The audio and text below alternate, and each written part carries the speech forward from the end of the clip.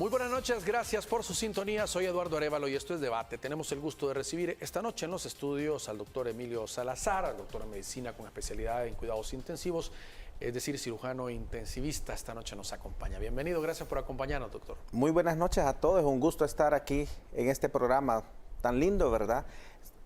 Con motivo de la celebración del Día Mundial del Riñón, que el segundo jueves de cada marzo se celebra el Día Mundial del Riñón para resaltar la importancia que tienen estos órganos para nuestra vida y asimismo recomendar a las personas cómo cuidarlos de mejor forma para detener el número de casos que están progresando en insuficiencia renal crónica a nivel mundial, que es una cifra importante y que está cobrando muchas vidas. Así es, fue proclamado por la Sociedad Interamericana de Nefrología y la Federación Internacional de Fundaciones Renales, precisamente este Día Mundial del Riñón. Se conmemora, doctor, desde el año 2006 para tomar conciencia y detectar problemas de este órgano vital. Realmente nuestros riñones son órganos nobles. Afortunadamente la naturaleza de los órganos que son más importantes nos provee en pares, porque son órganos indispensables para la vida, como el cerebro, como el corazón, el riñón y el hígado. Tenemos dos pares de riñones y tienen múltiples funciones que son importantes para la vida. Principalmente los riñones, ¿qué es lo que hacen? Bueno, ellos se encargan, como sabemos, el 60% de nuestro cuerpo en un adulto normal estamos hechos a base de agua. Y ese equilibrio entre el agua y todas las demás moléculas que tenemos le llamamos homeostasis. El riñón es uno de los órganos más importantes en mantener ese equilibrio. Por ejemplo, si un paciente tiene un exceso de agua, el riñón se encarga a través de mecanismos regulatorios de eliminar esa agua. Si un paciente en una situación de enfermedad, por ejemplo una diarrea o una situación de estrés, un paciente que tiene un accidente de tránsito y ha perdido importante cantidad de sangre y de volumen, el riñón a través de sus mecanismos se encarga de retener líquidos, de concentrar la orina y mantener el volumen. También el riñón interviene en la absorción de la vitamina D, que es una vitamina importante para que tengamos huesos fuertes y firmes. También el riñón produce una hormona que le llamamos eritropoyetina. Esta hormona es la que se encarga de dar la orden a la médula ósea de producir nuestros glóbulos rojos, nuestra hemoglobina.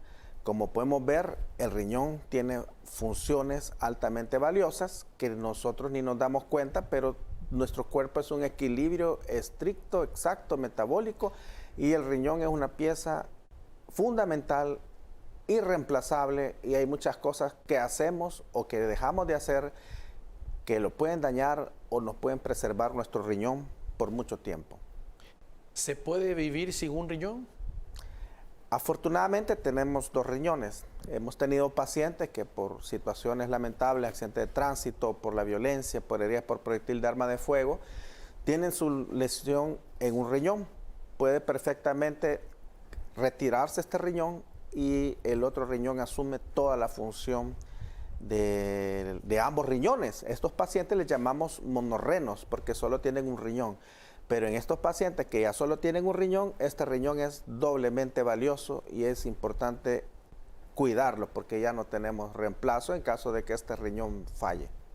Ahora, los problemas en los riñones, insuficiencia renal y otros que ya vamos a desarrollar más adelante, se dan en par. O sea, no es que solo sea un riñón el afectado. Cuando hay un tipo de problema en los riñones es en ambos.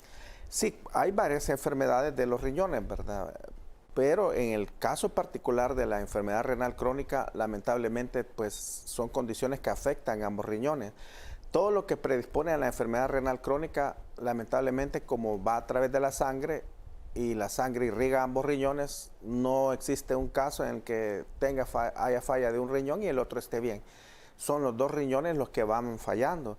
De hecho, así simplemente con la edad, en la edad avanzada, arriba de los 60 años, el riñón va perdiendo el 10% de su función por cada 10 años que va pasando de vida a la persona. Es decir, normalmente con el envejecimiento todos nuestros órganos, pues en cierta forma declinan en sus funciones. ¿Cuánto más si no los cuidamos?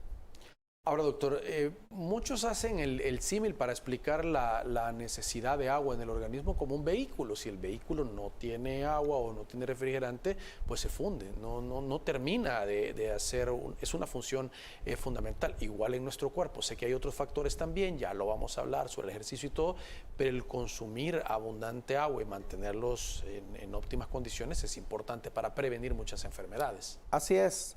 Hay 7 recomendaciones principales para proteger nuestros riñones. La más importante tiene que ver con la hidratación. Realmente el riñón tenemos que verlo como un filtro que va a encargarse de filtrar nuestra sangre, retener las cosas que tiene que retener, las cosas que nos sirven y eliminar todas las toxinas y todas aquellas sustancias que están de más.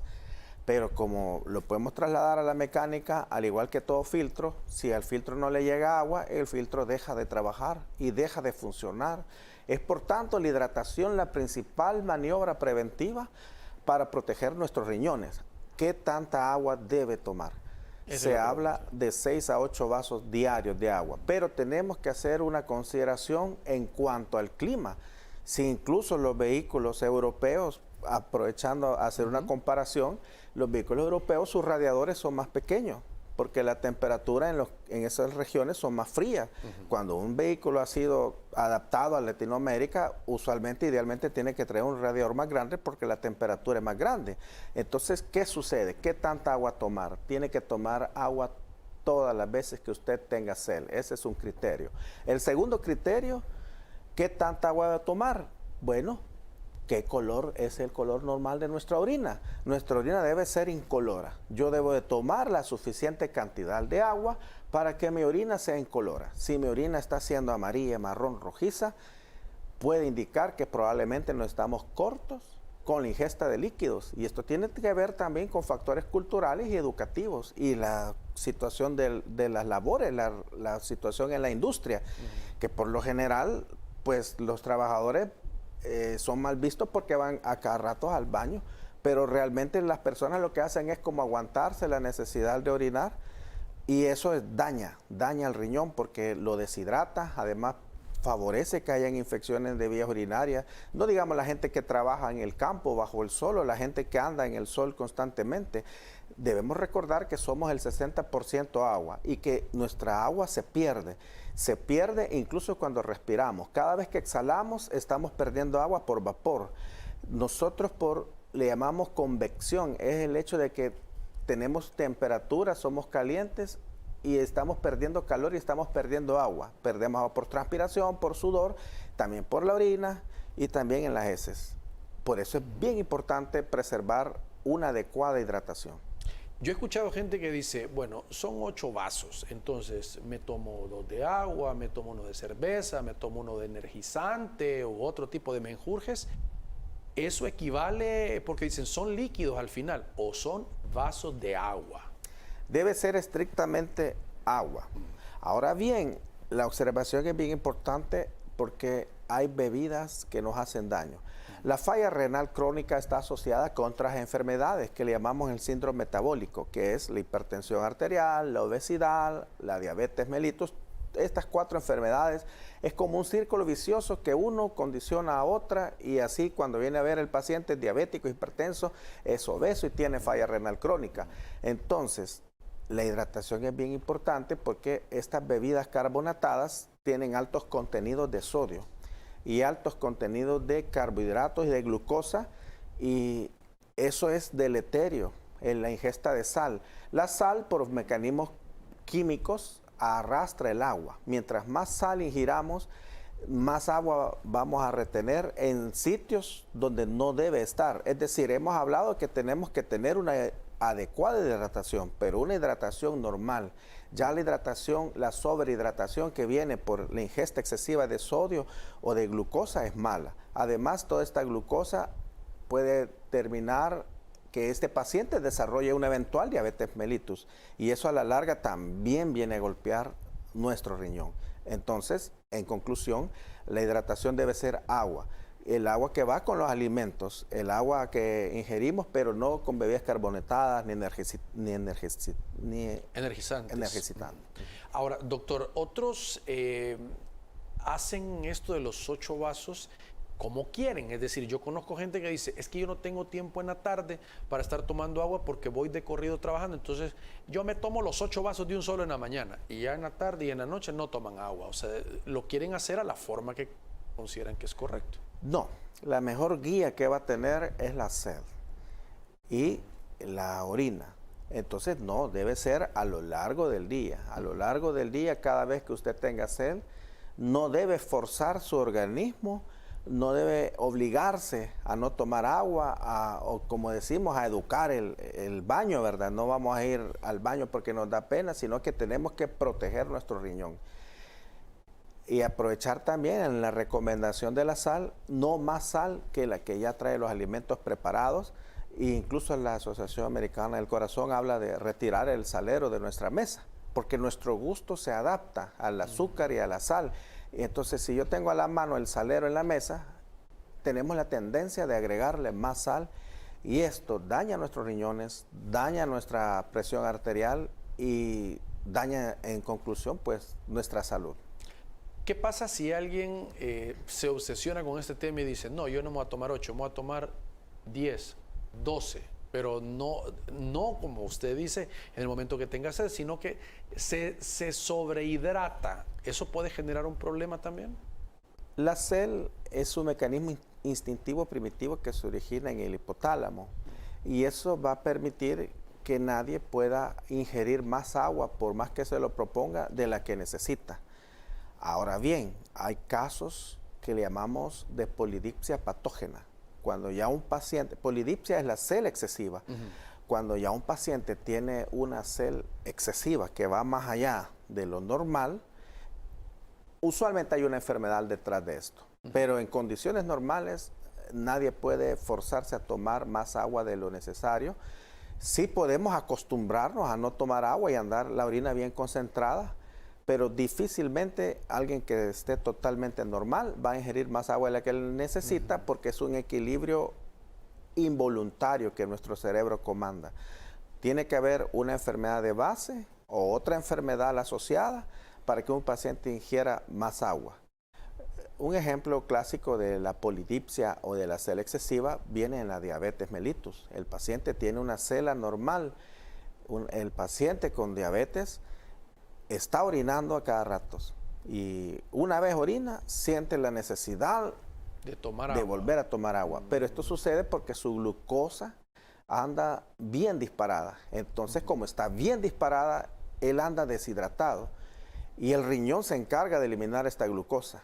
Es decir, tiene que haber una condición agravante que desencadene este ciclo de polidipsia y de orinadera excesiva. Muy bien, tenemos que hacer una pausa, por favor, acompáñenos, ya regresamos.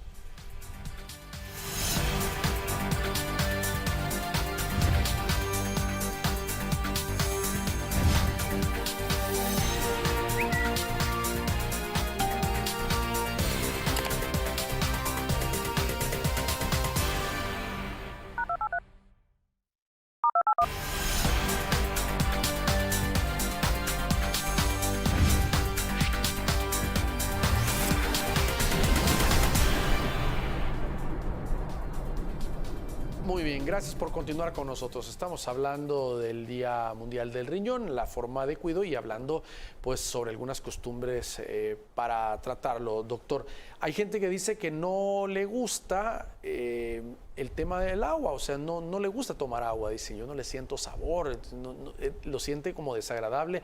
¿Será esto parte de una costumbre? O sea, que uno se habitúa a estar tomando agua y así poco a poco pues le va sintiendo, no sabor porque no tiene, pero por lo menos digiriéndolo.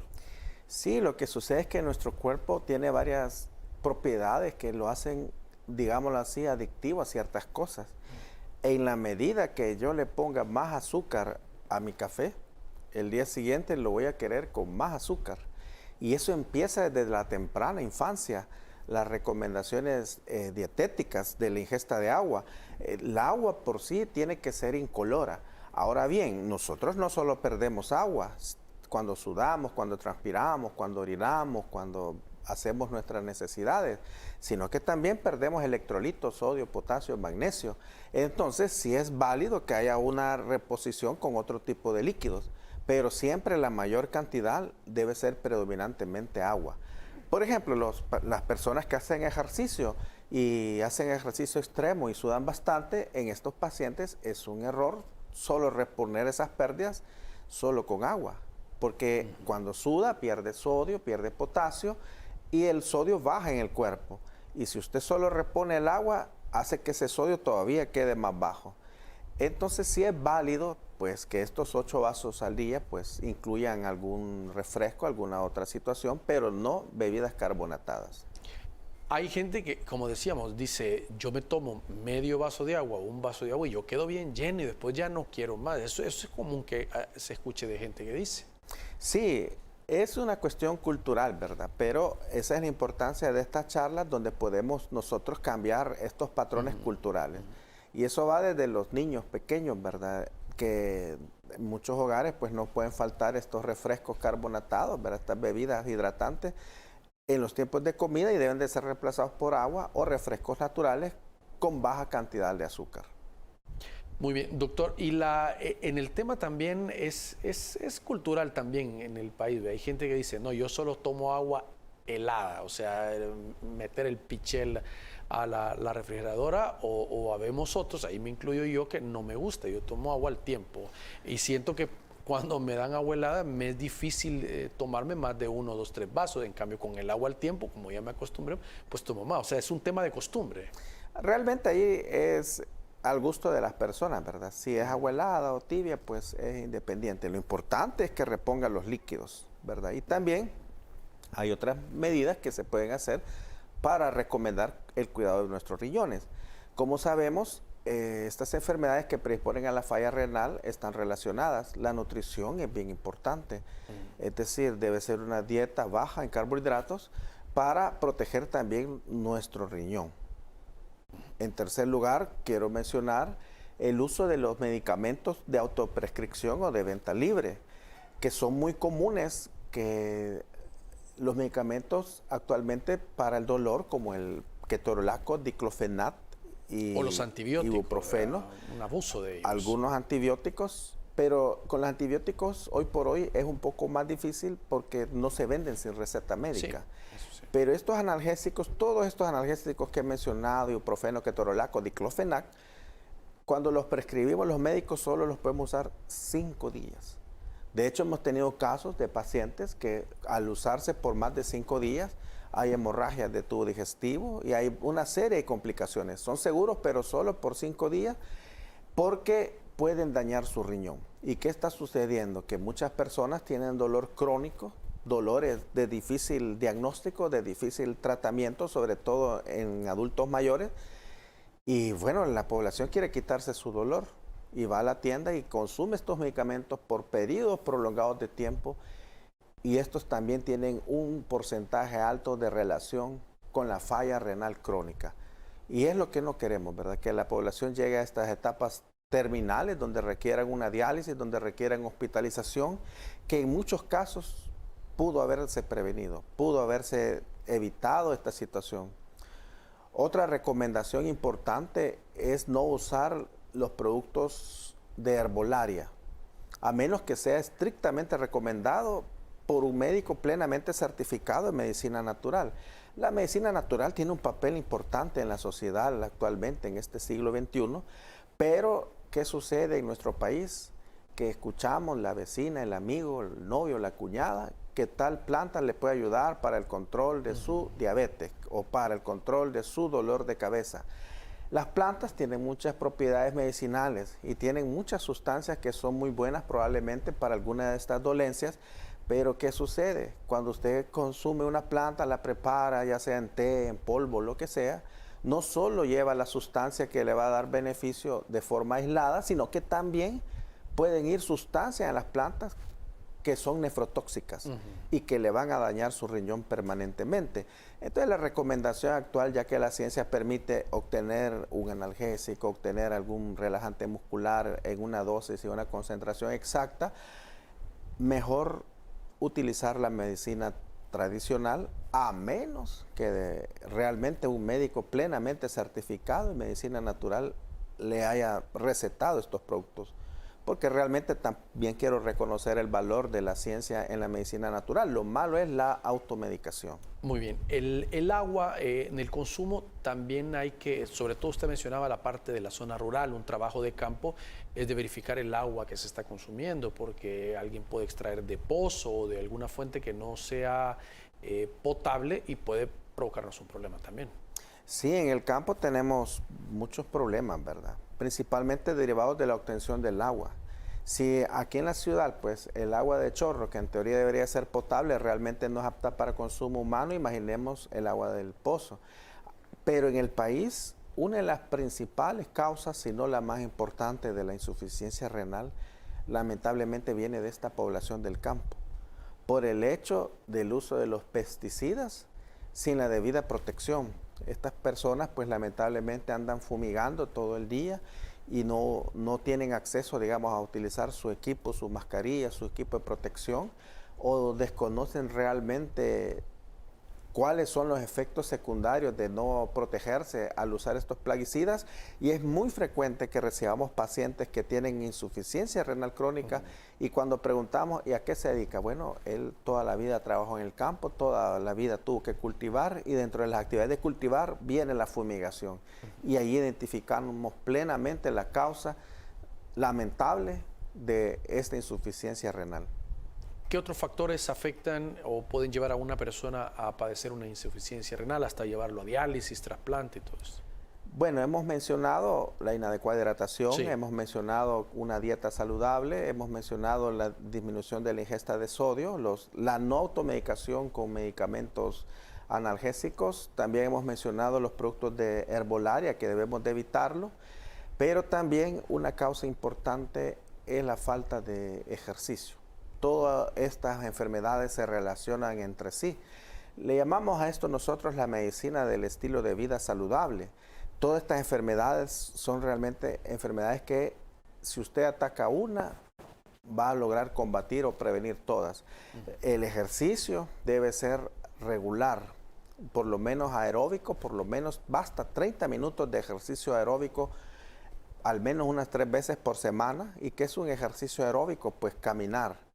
Es caminar, basta con que usted empiece a caminar 30 minutos y al usted controlar su peso, al disminuir la glucosa, al disminuir el colesterol, también va a proteger su riñón. Ahora, doctor, si uno tiene un problema con el riñón y se da cuenta a tiempo, va y lo trata, el riñón puede recuperarse, es decir, tiene un proceso de curación al darle un tratamiento y buscar un especialista. En la falla renal crónica, bueno, en la insuficiencia renal en general se divide en dos tipos. La insuficiencia renal aguda, que es cuando ocurrió un evento súbito, y la insuficiencia renal crónica es cuando a lo largo de los años usted estuvo expuesto a un factor que le lesionó su riñón y que muchas veces ya no puede revertirse. Un ejemplo de falla renal aguda es un paciente que tuvo una diarrea severa, perdió abundantes líquidos y no alcanzó a reponer esos líquidos. Entonces el riñón se queda sin volumen, sin líquido y se detiene su función. Una infección severa también puede hacer fallar el riñón. Una pérdida de sangre importante posterior a un accidente de tránsito puede hacer que su riñón falle. Esta es una falla renal aguda. ¿Esas se pueden revertir? Se pueden revertir.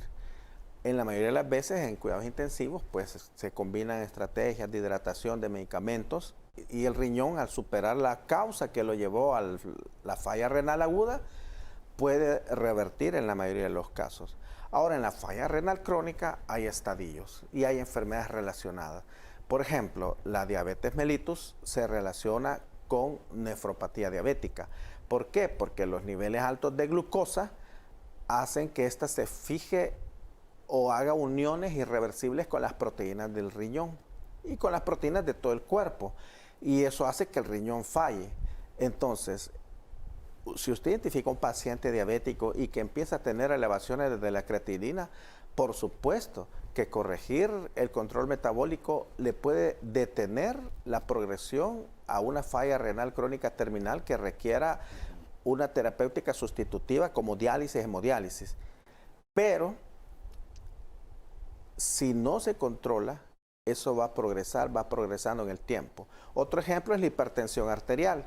Nuestro riñón como filtro lo hace porque es irrigado por muchas arterias que le llevan ese volumen a todo ese aparato complejo que se encarga de filtrar la sangre.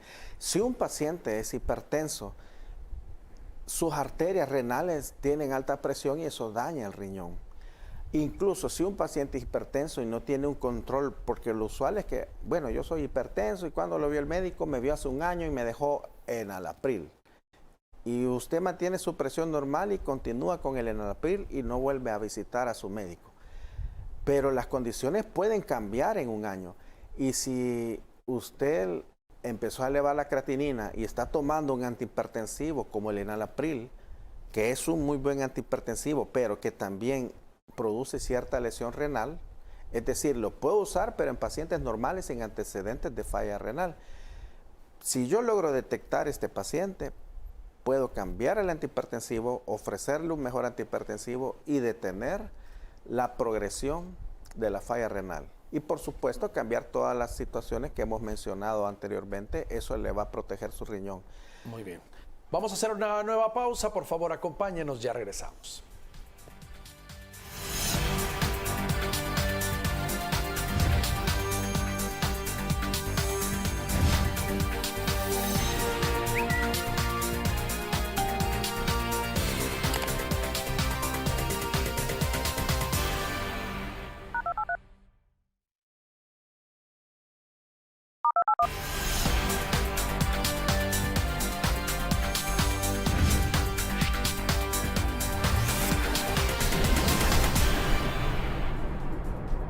Muy bien, gracias por continuar con nosotros. Estamos hablando del Día Mundial del Riñón y las formas de cuidado con los expertos estamos hablando. Doctor, ¿cuáles son los signos de alerta en este caso de una enfermedad renal crónica que la población debe de tomar en cuenta? Los signos son bien sutiles, son bien silentes al inicio, pero básicamente todo tiene que ver con la pérdida de las funciones del riñón. Puede presentar el paciente acumulación de líquidos, es decir, le puede ver los pies hinchados, las piernas que se van hinchando, a esto le llamamos edema. Cuando hay edema visible, se habla que por lo menos tenemos 1 litro de agua en exceso.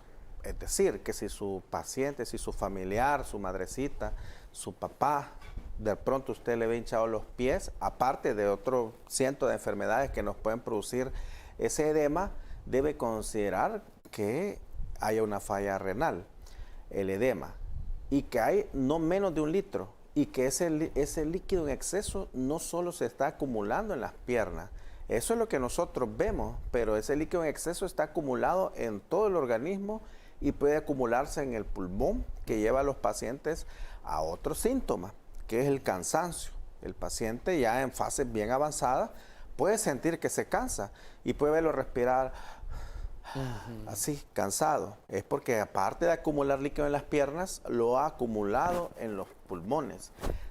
Como el riñón se encarga de regular cuánto vamos a orinar para mantener el equilibrio, cuando este falla, pueden haber 2 extremos. En fases iniciales puede ser que el paciente orine bastante. Eso le llamamos poliuria. O en fases más avanzadas, el paciente deja de orinar. En conclusión, cualquier cambio en la cantidad, en la frecuencia, en el volumen urinario, debe hacernos sospechar que puede haber algún problema en los riñones. Como mencionamos, el riñón se encarga de producir la eritropoyetina, que es la hormona que comanda a la médula ósea para que sintetice o produzca hemoglobina.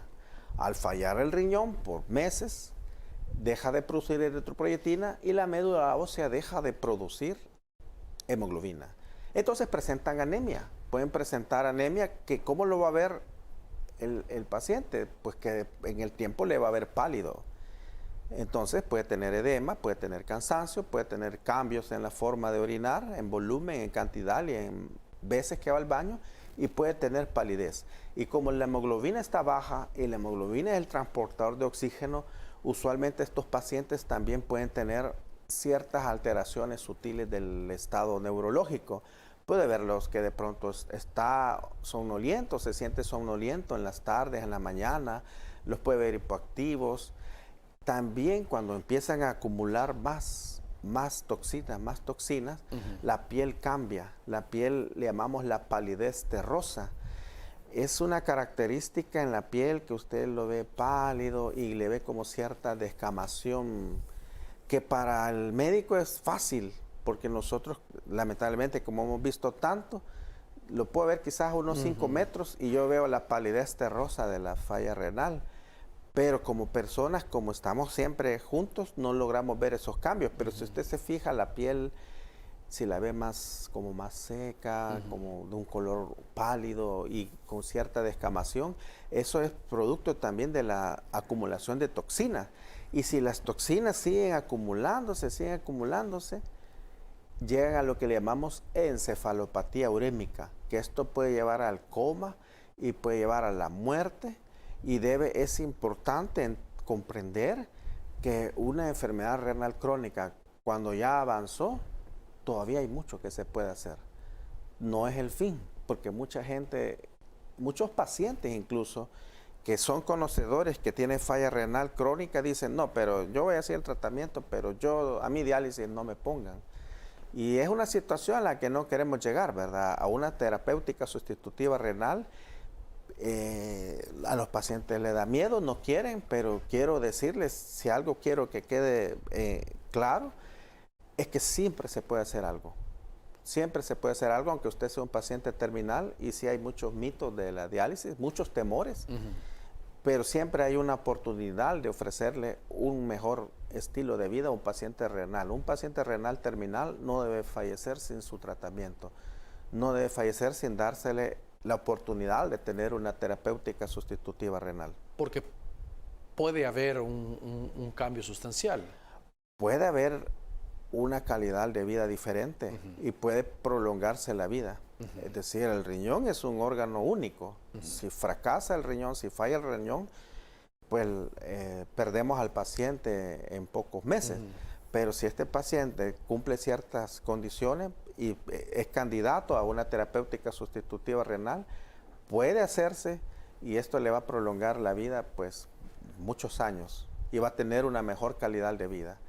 Ahora, ¿hay que hacerse chequeos del riñón? Alguien que, digamos, una persona en un control de hombre sano, hay ciertas características que deba cumplir de decir, me voy a hacer ese examen, ¿y qué tipo de examen es? Es decir, ¿es en sangre o cómo puede saber si sus riñones están bien o no?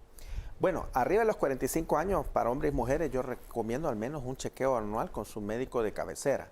Ahora bien, en base al perfil de un paciente renal, necesitamos explorar en sangre.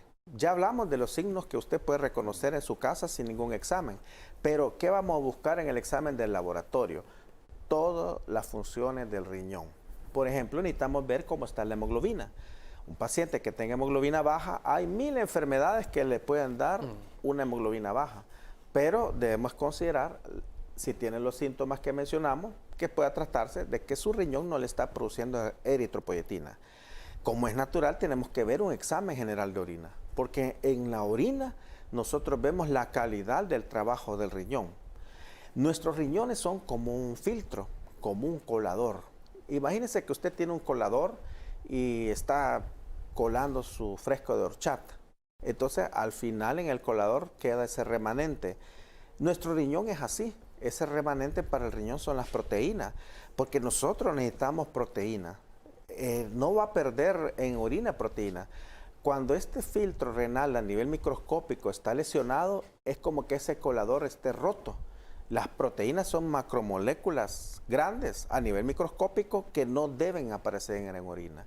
Si en un examen general de orina hay proteínas, lo que le está diciendo inmediatamente es que hay daño en el filtro del riñón, que no está logrando retener las proteínas, y esa parte anatómica le llamamos la membrana basal del riñón. Hay mediciones en sangre que son específicas para ver estas sustancias tóxicas que el riñón se está acumulando en sangre por no ejercer su función. Quiero referirme particularmente a la creatinina. La creatinina viene de la degradación muscular. Normalmente nosotros pues producimos cierta cantidad de creatinina secundaria a la degradación de nuestros músculos como parte de la fisiología normal. Y el riñón se encarga de eliminar la creatinina. Cuando el riñón ha dejado de eliminar las toxinas, la creatinina se eleva. El valor normal de creatinina son variables, ¿verdad? Los valores de laboratorio varían de cada laboratorio. Pero hablemos de 0.5 a 1.5 miligramos por decilitro. El problema es que cuando la creatinina se eleva, no solo está revelando que hay elevación de la creatinina, sino que es la representación de todas las toxinas que el riñón no está eliminando. Esa prueba se toma en sangre y se obtiene el valor en unas 2 horas. Pero hay una prueba que es más fina para estimar y cuantificar cómo está su riñón. A esa prueba le llamamos la depuración de creatinina y proteínas en orina de 24 horas. Básicamente consiste en que usted se levanta a la hora del día que estime conveniente, a las 7 de la mañana, y empieza a orinar en una garrafa y acumula toda su orina de 24 horas. Puede ser a las 7, a las 8, a las 9. Lo importante es que cumpla 24 horas. De 7 a 7, recolecta en unas garrafas y entonces lo lleva al laboratorio. El laboratorio mide cuánto orinó usted exactamente en el día. Y aparte, hace un estudio microscópico de cuánta creatinina eliminó en 24 horas. Y al final, aparte de esto, le miden lo que le llamamos la tasa de filtración glomerular. Y eso sí le puede permitir decir en qué fase de una falla renal está, o si usted tiene unos riñones perfectamente normales. Además, hay estudios radiológicos que nos ayudan a identificar. Muchas veces a un paciente le hacen ultrasonidos abdominales por cualquier otra cosa, por vesícula, que le duele el estómago, o lo que sea, y en la ultraabdominal describen los riñones. Así, en términos generales, cuando vea las mediciones del riñón, el riñón tiene que medir más de 10 centímetros en adultos. Cuando hay falla renal crónica, ahí en la ultra le reportan que sus riñones están pequeños, que la corteza está pequeña y que la médula está pequeña. Todos estos exámenes serían, digamos, los principales que mandaríamos para evaluar y diagnosticar una falla renal en un paciente normal. Ahora, doctor, ¿el crecimiento de la próstata, la diabetes, presión arterial elevada pueden ser causa de una enfermedad crónica renal? Por supuesto. Vamos a empezar con lo de la próstata. Y esa es una causa frecuente de falla renal. Me voy a referir a las infecciones de vías urinarias no manejadas. Las infecciones de vías urinarias pueden tener localización anatómica según la gravedad. Es decir, puede ser que solo esté en su vejiga urinaria. Puede ser que la infección ascienda al uréter, entonces ya llamamos uretritis. Pero las infecciones de vías urinarias maltratadas finalmente llegan a afectar al riñón y es pielonefritis. Todo lo que lesiona al riñón le va a condicionar a una pérdida de sus nefronas y una falla renal. Entonces, mucho ojo con estas infecciones de vías urinarias que muchas veces ya son resistentes a antibióticos. Si usted tiene una infección, le dan su tratamiento adecuado, no se curó, a las 2 semanas vuelve a tener infección y hay pacientes que así pasan por un año. Todo ese año su riñón estuvo expuesto a una lesión. Es decir, todos los mecanismos que hemos hablado finalmente lo que hacen es lesionar al riñón. Los venenos, los medicamentos, la escasez de agua, producen una lesión en el riñón. Entonces, la infección de vías urinarias maltratada o las infecciones de vías urinarias por bacterias multiresistentes como E. coli, Escherichia coli, multiresistentes, es decir, son bacterias que pocos antibióticos logran curarlas, finalmente dañan su riñón. Ahora bien, las prostatitis condicionan en los hombres disminución del chorro urinario. También la retención de orina o la dificultad al orinar, cálculos renales, todo lo que obstruya el paso de la orina hace que la orina se retenga. Normalmente en nuestra vejiga la orina no va a regresar. Cuando la orina llega, pasa, el riñón produce la orina, baja por el uréter y llega a la vejiga. Donde el uréter se conecta con la vejiga hay unas válvulas o esfínteres que en condiciones normales impiden que la orina regrese. Esto es así porque ya la orina que regresa, ya regresa probablemente con bacterias y produce una lesión adicional en el riñón. Todo lo que obstruya la salida de la orina puede condicionar una falla postrenal, se llama. Como una aclaración adicional, la falla renal puede tener causas antes del riñón, es decir, todo lo que sucede antes del riñón, que son todos los factores que hemos mencionado. La falla renal en sí de origen renal, digamos un paciente que tenga quistes renales, que tenga un tumor renal, que tenga una lesión renal por arma de fuego, por arma blanca, y posrenales. En las posrenales donde entra la prostatitis, los cálculos, incluso la costumbre de retener la orina, que nosotros por educación, por lo que sea, porque en el trabajo no nos dejan, estamos reteniendo orina. Dígame si no es cierto que de pronto sentimos un cólico. Suele ocurrir. Vamos a hablar de este tema, vamos a desarrollar más este tema, doctor, si le parece, luego del corte comercial. Ya volvemos.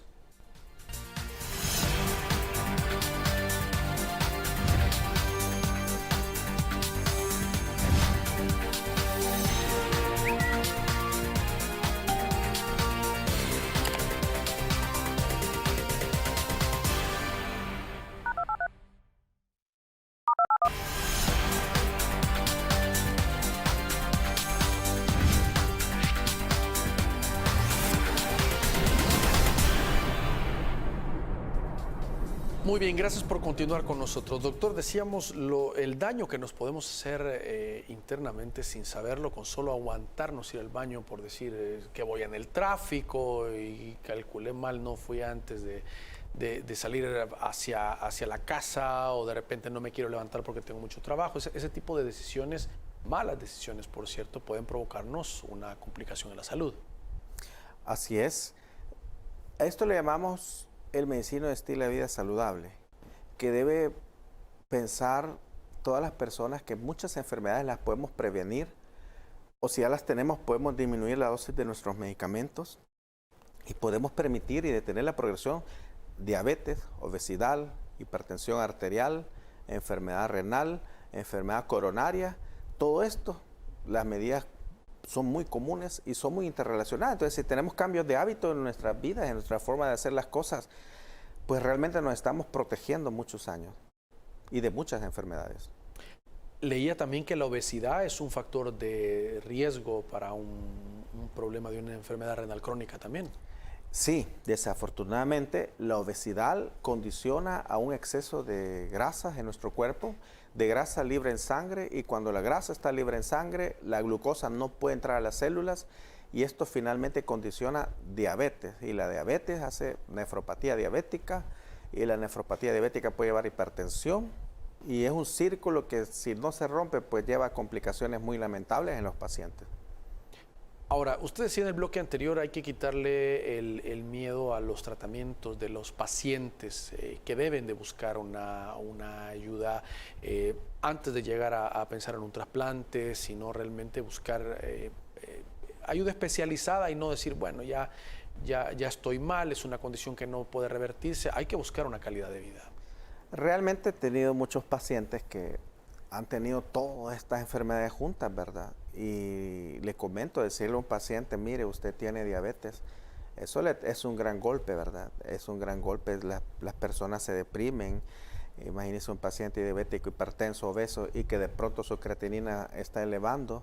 Y hoy los nefrólogos tienen tantos tratamientos médicos no invasivos, pero finalmente los pacientes desarrollan como una depresión, un temor, un síndrome de sentirse derrotados, y dicen en todo este estadio en el que su enfermedad renal se logró controlar bien, dicen, mire doctor, yo voy a hacer todo su tratamiento, pero diálisis sí no quiero.